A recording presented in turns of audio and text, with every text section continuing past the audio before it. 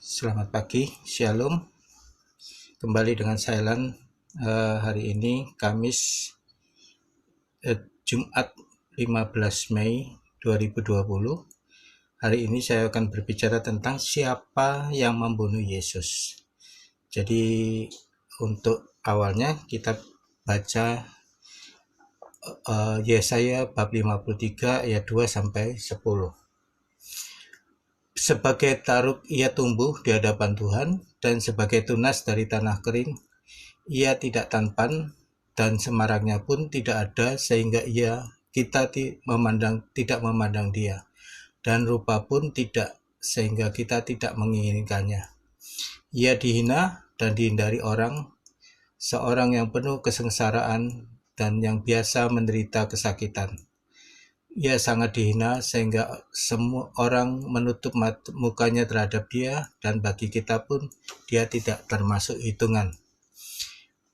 Tetapi sesungguhnya penyakit kitalah yang ditanggungnya, dan kesengsaraan kitalah yang dipikulnya. Padahal kita mengira dia kena tulah, dipukul dan ditindas Allah.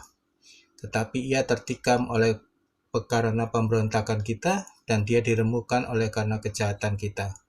Ganjaran yang mendatangkan keselamatan bagi kita ditimpakan kepadanya, dan oleh karena bilur-bilurnya kita menjadi sembuh. Kita sekalian sesat seperti domba, dan masing-masing mengambil jalannya sendiri. Tetapi Tuhan telah menimpakan kepadanya kejahatan kita sekalian.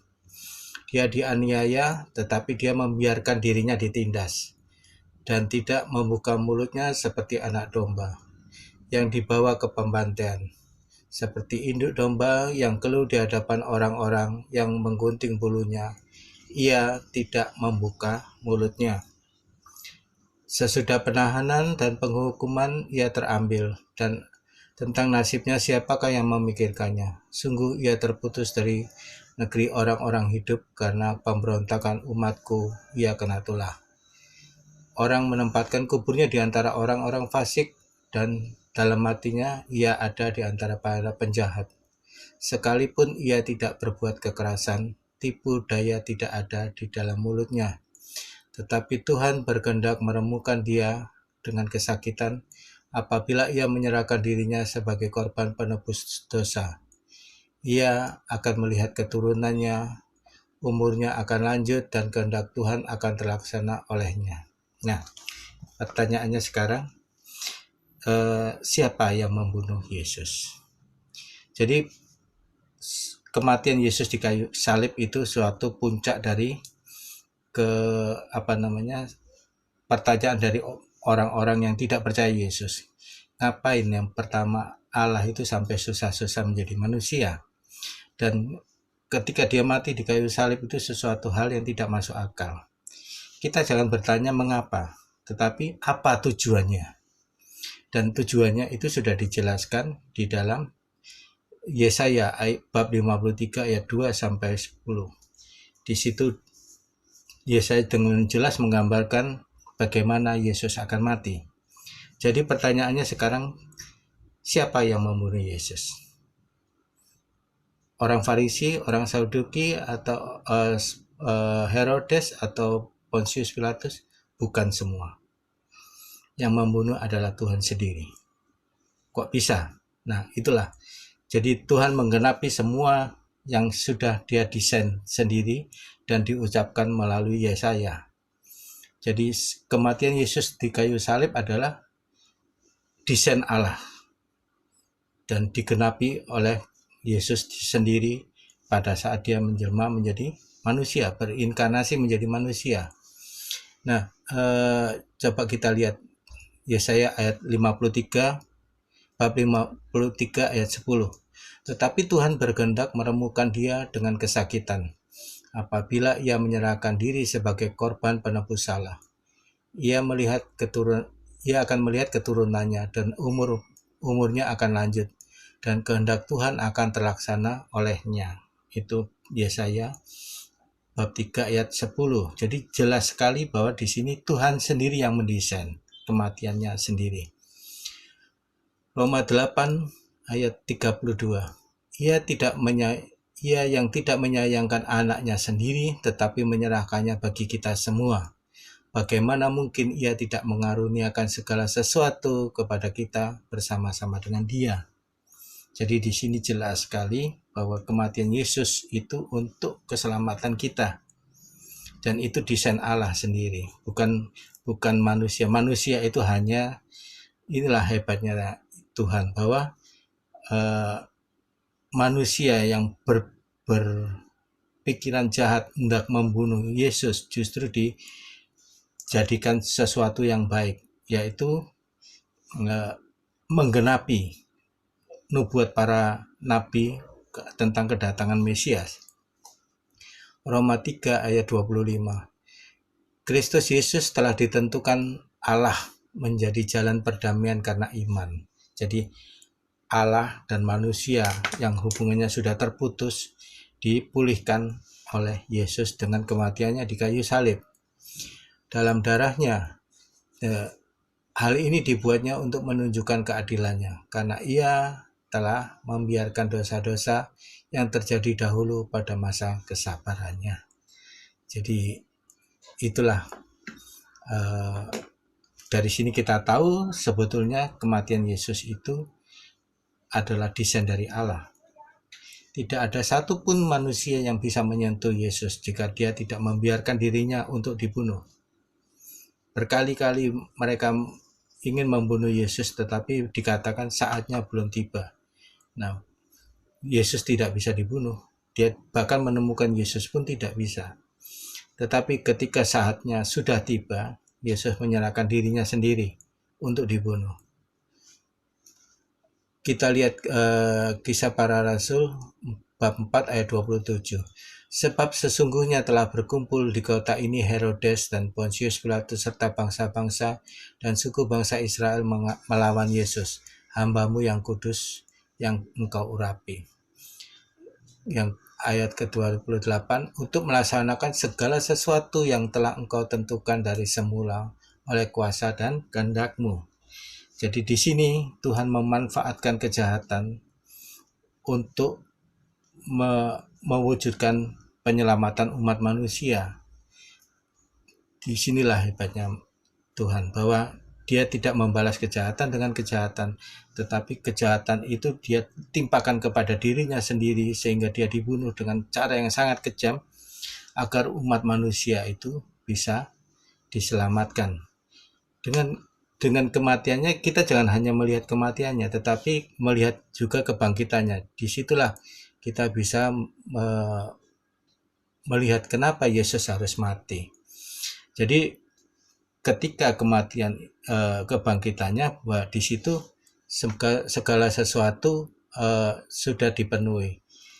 Hubungan Allah dengan manusia yang terputus menjadi pulih, dan ketika Yesus bangkit maka kematian dikalahkan. Jadi sebetulnya orang-orang Katolik itu tidak pernah mati. Lalu bagaimana dengan orang-orang yang mati, yang kita biasa mendoakannya pada saat di kematiannya? Di 1 Korintus 15 kita bisa melihat bahwa kematian itu bukan hidup yang dimusnahkan, tetapi hidup yang diubah. Jadi sebetulnya tubuh dan darah ini memang harus ditinggalkan di dunia. Maka ketika kita mati, kita akan memperoleh tubuh dan darah baru, yaitu tubuh dan darah rohani. Bukan darah rohani. Nah, disitulah bahwa kita sebetulnya tidak pernah mati. Kenapa kok kita tidak pernah mati? Karena maut sudah dikalahkan oleh Yesus di kayu salib. Dan itulah bahwa kematian Yesus dapat dibenarkan. 1 Petrus 2 ayat 22. Ia tidak berbuat dosa, tipu daya tidak ada di dalam mulutnya. Oke, sebelum itu kita melihat dulu di Yohanes 1 ayat 1. Bab 1 ayat 1. Pada mulanya adalah firman. Firman itu bersama Allah dan firman itu adalah Allah. Jadi firman itu adalah Yesus dan Yesus adalah Allah. Bab Yohanes 1 bab 1 ayat 2. Pada mulanya ia bersama-sama dengan Allah. Yang ayat ke-14, firman itu telah menjadi manusia dan diam di antara kita. Dan kita telah melihat kemuliaannya, yaitu kemuliaan yang diberikan kepadanya sebagai anak tunggal Bapa, penuh kasih karunia dan kebenaran. Kita melihat kemuliaannya ketika apa? Ketika Yesus di kayu salib dan bangkit pada hari ketiga. Itulah saat-saat Yesus dimuliakan.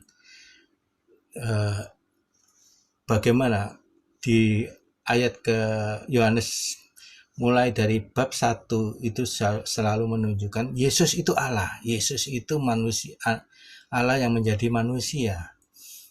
Dari bab 1 semua kitab tentang yang dikatakan oleh Yohanes itu dalam Injil Yohanes hanya bertujuan satu, ini loh Yesus itu Allah. Jadi kamu tidak usah menyangkal bahwa Yesus itu bukan Allah. Dan Petrus menguatkan bahwa ini juga berdasarkan Yesaya, ia tidak berbuat dosa, tipu daya tidak ada di mulutnya. Sampai mati tidak ada satupun orang yang bisa menemukan Yesus berbuat dosa, karena dia memang Allah, dia tidak pernah berbuat dosa. Kenapa ada nabi yang berikutnya katanya. Lalu dia menanyakan, kita mengakui Yesus, tetapi kenapa orang Kristen tidak mau mengakui nabi kita? Karena kalau nabi itu betul-betul berasal dari Allah, maka dia tidak boleh berbuat dosa.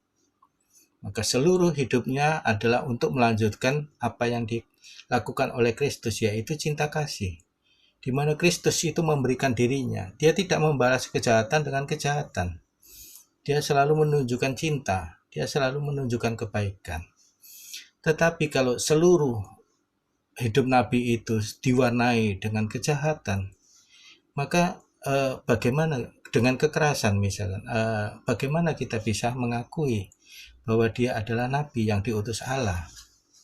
Karena tidak boleh ada kejahatan, ada kekerasan, ada pertumpahan darah, ada kebohongan, ada hal-hal lain yang bertentangan dengan sifat-sifat Allah. Kalau itu memang dia nabi yang dikatakan sebagai kelanjutan dari Kristus. Tidak boleh ada satupun yang bertentangan. Begini saudara, Allah itu adalah air jernih yang memberi kehidupan. Iblis adalah racun. Ketika satu gelas air jernih kemudian kita tetesi beberapa tetes racun, maka air jernih ini akan berubah menjadi racun. Maka dengan alasan apapun juga tidak boleh ada kejahatan di dalam kebaikan. Kalau kamu mau berbuat baik, berbuat baiklah sungguh-sungguh. Tidak boleh ada kejahatan sekecil apapun. Karena apa? Kalau begitu kejahatan itu tercampur dengan kebaikan, maka seluruh kebaikan akan menjadi kejahatan. Air jernih begitu ditetesin dengan racun, maka akan menjadi racun. Jadi tidak ada alasan apapun untuk melakukan kejahatan. Itulah yang kita bisa mengerti kenapa Yesus harus datang ke dunia. Ketika Yesus bangkit dari kematian, disitulah kita bisa melihat. Jadi jangan bertanya mengapa, tetapi tujuannya apa. Dan nanti ada sekitar 57 alasan bahwa Yesus harus mati di kayu salib. Dan ini akan panjang sekali, jadi nanti secara bertahap akan kita bahas. Oke, nah bagaimana kalau kita tidak percaya Yesus mati di kayu salib? Ya terserah. Itu sama juga dengan kita tidak percaya orang Yahudi dibunuh di kamp konsentrasi oleh Nazi. Inilah perbedaan antara Yesus dengan Hitler. Hitler itu mempunyai bapak Yahudi yang dia sangat benci, sehingga pada saat dia menjadi pemimpin di Jerman, dia menangkapi orang-orang Yahudi, dimasukkan ke dalam kamp konsentrasi, dan semua lelaki dan wanita itu ditelanjangi di dalam satu sal. Jadi supaya apa? Supaya mereka itu berbuat suatu kebiadaban demi kebiadaban di situ. Karena bagaimana mungkin orang lelaki dan wanita di dalam satu sal dan kemudian mereka dalam keadaan telanjang? Itu itulah manusia, bahwa dia membalas kejahatan dengan kejahatan. Tetapi Allah tidak. Dia menggunakan kejahatan untuk menyelamatkan manusia, untuk menunjukkan betapa dia mencintai kita dan betapa dia mau menyerahkan nyawanya ketika kita masih berdosa. Amin. Terima kasih.